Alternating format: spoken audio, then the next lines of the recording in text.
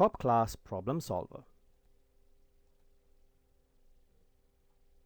The goal of this video is to help us learn to analyze the problem and communicate our solution effectively. A mass, 0.25 kilograms, attached to a light spring oscillates freely at a frequency of 0.32 Hz. The amplitude of the oscillation is 0.50 meters. What is the spring constant of the spring? The problem-solving method consists of 3 steps. The first step is interpretation of the problem. Then we devise a strategy, and then we execute our strategy. The first step of the interpretation is to identify the concept embedded in the problem. The fundamental concept is simply oscillation. In the solution, we therefore write, this is a simple harmonic motion problem. The next step of the interpretation is to create the model and represent the model in a diagram. The 2 fundamental bodies are the spring and the mass. In our solution, therefore, we draw our spring and our mass. The relevant parameter of the spring is the spring constant K. The relevant parameter of the mass is the mass itself.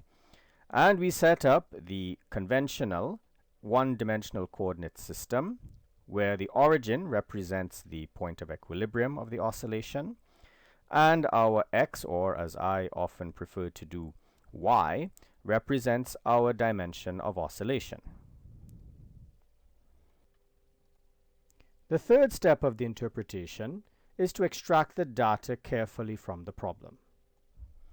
In the statement of the problem, the mass m is given by 0.25 kilograms, the frequency f is given by 0.32 Hertz, and the amplitude of the oscillation is given by 0.50 meters. Therefore, in the data, we write these corresponding values.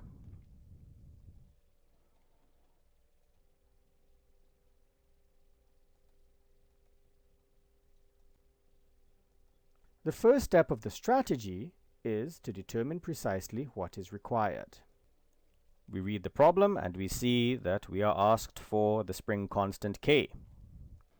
We therefore write this in our solution.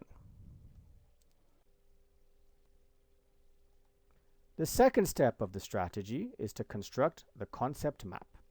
The concept map relates the parameters that are given in the problem and the required parameter.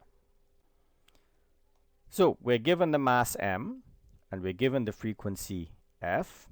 We know that m and k, the 2 properties of the oscillating system, will give me the angular frequency omega, from which we can calculate f. The third step of the strategy is to create an action plan based on the concept map.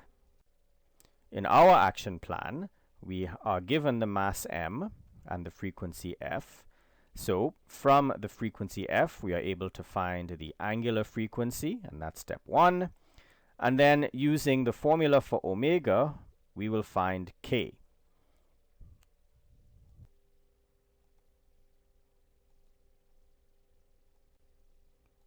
The first step of the execution is to follow the steps of the action plan.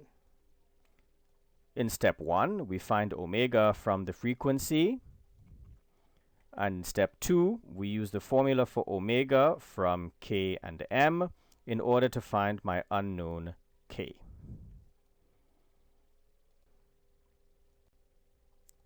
The second step of the execution is simply to write down and highlight your final answer. We write our answer, k is equal to 1.0 kilogram per second squared. The third step of the execution is to check your answer.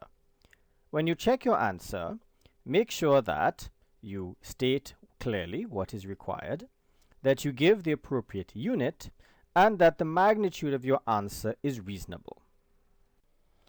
we see that K is what we're required to find, and we verify that the unit kilogram per second squared is the appropriate unit and is in fact equal to the more conventional Newton per meter. As for the magnitude, let's go back to the data. We see that the mass of the oscillating body is 0.25 kilograms, about half a pound. And we see that the frequency of the oscillation is about 1 oscillation every 3 seconds, so a very slow oscillation. This together suggests that the spring is not an especially springy spring. When we look at our answer, our spring that we have found has a spring constant of 1.0 Newton per meter, which tells me that if I were to suspend a mass of 100 grams, or about a standard calculator, it will extend the spring by as much as 1 meter. That confirms that this is not an especially springy spring.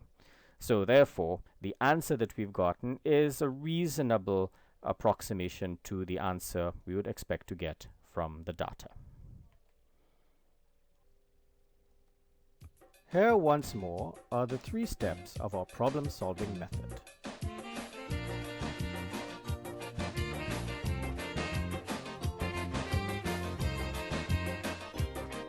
Thank you for watching.